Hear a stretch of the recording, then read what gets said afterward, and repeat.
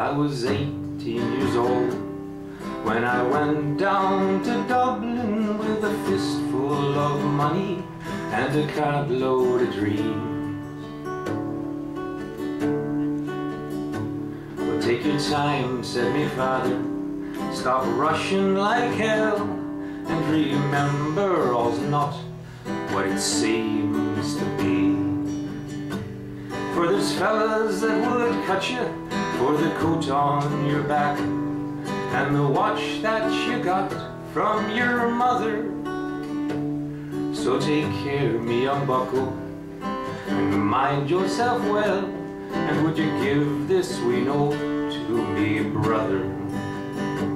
Well, at the time Uncle Benji was a policeman in Brooklyn, and me father, the youngest, looked after the farm till a phone call from America said send the lad over, and the old fella said sure it won't do any harm.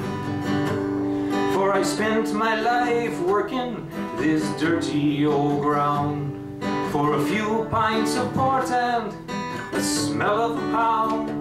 And sure, maybe there's something you'll learn, I'll agree, and you can bring it back home, make it easy on me.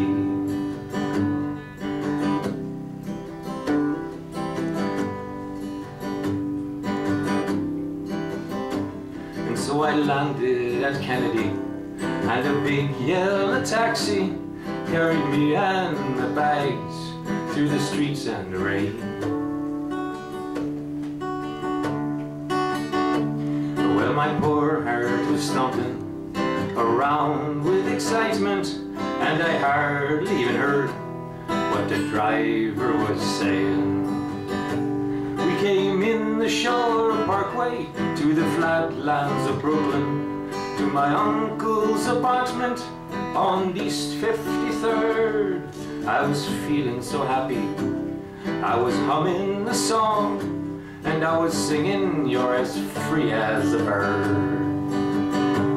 Well, to shorten the story, what I found out that day was that Benji had got shot down in an uptown foray.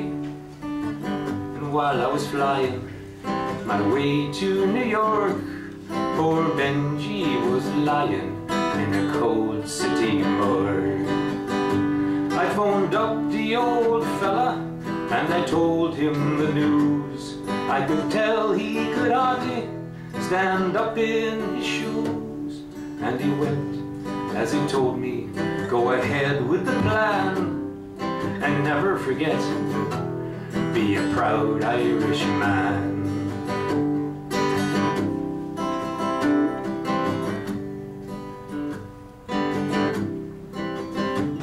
So I went down to Nellie's beside Fordham Road, and I started to learn about lifting the load. But the heaviest burden that I carried that year was the bittersweet thoughts of my homeland so dear. I went home that December because the old fella died. I had to borrow some money from a fill on the side, and all the bright flowers and brass couldn't hide the poor wasted face of me father. I sold up the old farmyard for what it was worth, and into my bag I stuck a handful of earth. Then I caught me a train, and I boarded a plane, and I found myself back in the US again. It's been 22 years since I've been home to Dublin. My kids know to use their correct knife and fork, but I'll never forget the green grass and blue rivers as I keep law and order on the streets of New York.